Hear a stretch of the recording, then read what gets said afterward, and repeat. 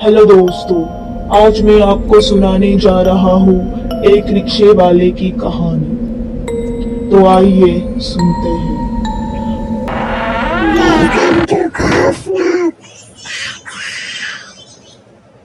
रंजीत नाम का एक ऑटो रिक्शा चलाने वाला था। एक दिन रंजीत अपने सारे ट्रिप खत्म करके घर ही जा रहा था। उस दिन संडे था, इसलिए उसको अच्छी खासी ट्रिप्स मिली थी और वो भी दूर दूर की।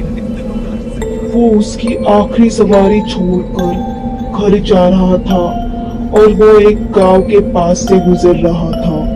बहुत देर हो चुकी थी, रास्ते पर कोई भी नहीं था।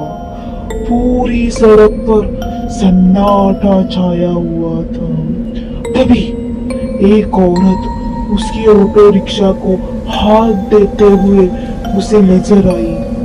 वो अकेली थी, इसलिए रंजीत ने ऑटो को रोककर उससे पूछा, आपको कहाँ जाना है दीदी? उस औरत ने गांव की तरफ इशारा किया।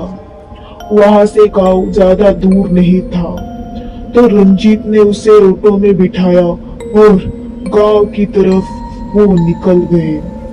तभी उसको कुछ आवाजें सुनाई दी, जैसे कि कोई अपने पैर जमीन पर जोर जोर से रगड़ रहा हो। उसने आईने में देखा, वो देखकर वो कांपने लगा।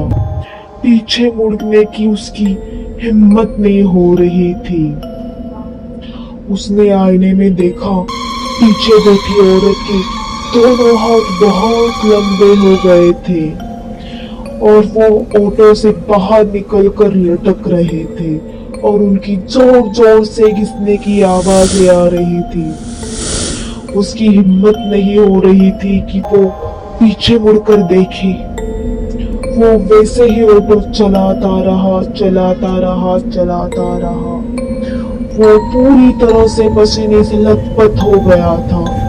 तभी उसने ऑटो रोक दी और पीछे मुड़कर देखा तो वो औरत गायब हो चुकी थी। उसे समझ नहीं आया वो कहाँ चली गई। उसने आगे देखा कि उसकी ऑटो एक मंदिर के पास रुकी थी और वो बाल बाल बच गया था।